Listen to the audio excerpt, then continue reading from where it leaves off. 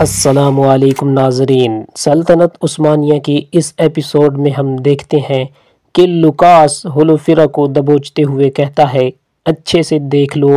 یہ کہتے ساتھ ہی وہ اسے کھڑا کرتا ہے اور اب مزید کہتا ہے کہ آرکادیوس کبھی غلام تھا، ایسا نظارہ جو زمین پر پہلے کبھی نہیں دیکھا گیا ہو۔ آج تک اس کا سامنا کرنے والا کوئی بھی زندہ نہیں بچا۔ ہم نے ابھی تک بہترین حصہ نہیں دیکھا، تمہارے خیال میں آگے کیا ہوگا؟ یہ ایک ایسا کماندار بن گیا تھا جس کا ہر کوئی احترام کرتا ہے۔ ساتھ ساتھ آرکادیوس بازنطینی سپاہیوں کو موت کے گھاٹ اتار رہا ہوتا ہے۔ لوکاس مزید کہتا ہے آخر میں خدا نے اسے انعام دینے کا فیصلہ کیا۔ وہ اس کی شادی ایک ایسی لڑکی سے کرائے گا جو اپنے چھوٹے دماغ اور اپنے کمزور جسم کے ساتھ اپنی استمداد سے زیادہ کام کرنے کی کوشش کرتی ہے۔ ہولوفیرا یہ سنتے ہی اس کی آنکھیں نم ہو جاتی ہیں۔ اس کے بعد ہم دیکھتے ہیں کائی قبیلے میں عثمان صاحب اپنے گھر والوں کے ساتھ موجود ہوتے ہیں۔ وہ علاؤالدین اور گوچا کو حوصلہ دیتے ہوئے کہتے ہیں فکر نہ کرو بیٹا، جنہوں نے میرے پوتے کے ساتھ ایسا کیا، جنہوں نے ہمیں درد سے گزارا، انہیں سزا ملے گی۔ بتاؤ اورہان۔ تو اورہان کہتا ہے مسئلہ کافی پیچیدہ ہے بابا۔ بیگم خاتون نے سب سے پہلے الزام حضل خاتون پر لگایا۔ بالا خاتون اس کے بعد آگے بڑھاتے ہوئے بات کو کہتی ہے کہ حضل کے خیمے سے زہر بھی ملا، وہ بھی اس کے تکیے کے نیچے سے۔ عثمان سے پوچھتے ہیں کہ آپ کو لگتا ہے یہ کسی اور نے کیا ہے جو امن کو توڑنا چاہتا ہے؟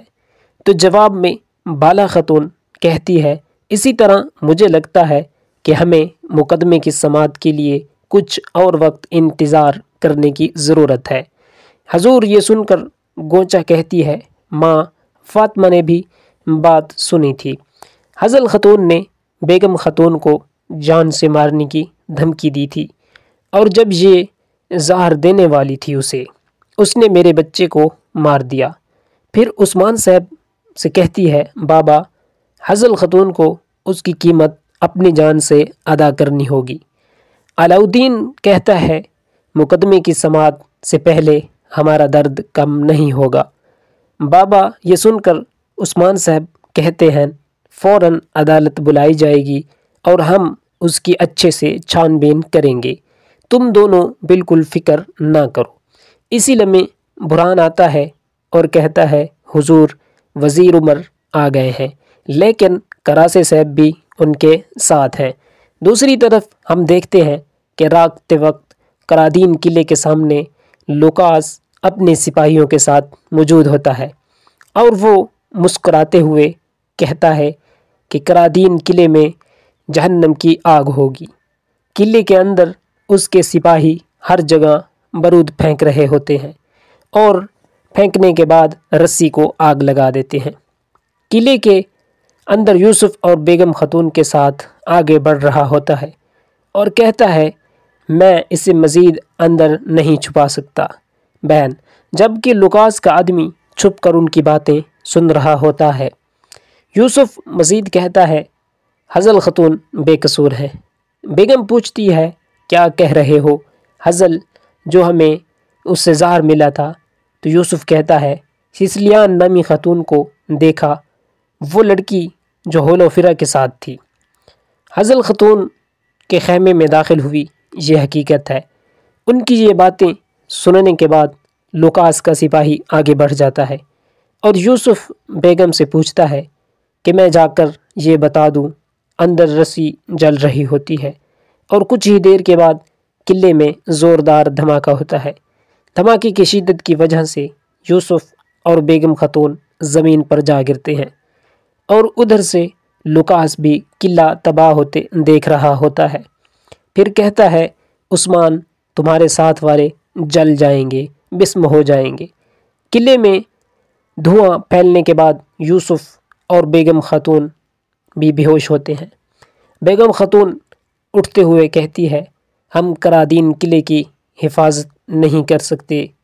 تو یوسف انہیں سہارا دے کر کھڑا کرتا ہے قریب میں موجود سپاہی بھی اٹھ کھڑے ہوتے ہیں اور یوسف غصے سے کہتا ہے یہ کیسے ہو سکتا ہے بہن، یہ کون کرے گا؟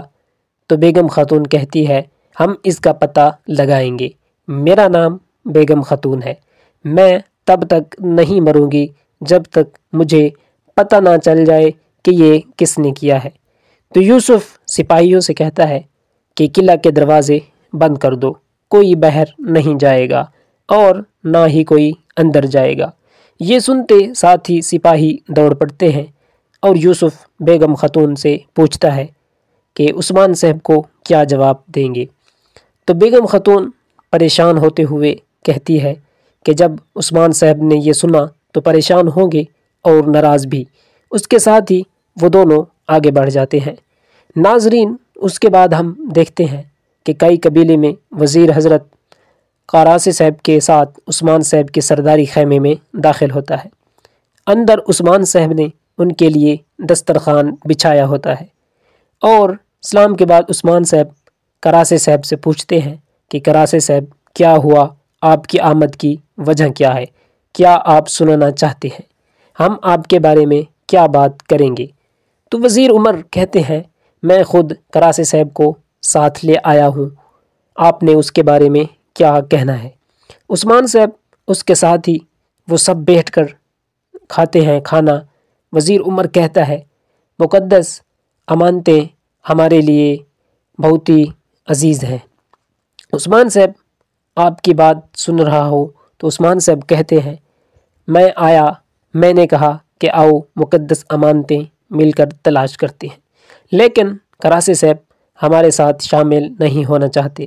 میں نے کہا شکریہ، پھر میں نے کہا کہ میں اکیلے ہی امانتیں تلاش کروں گا، لیکن اس نے اپنے ہر حملے سے ہمیں خطرے میں ڈال دیا۔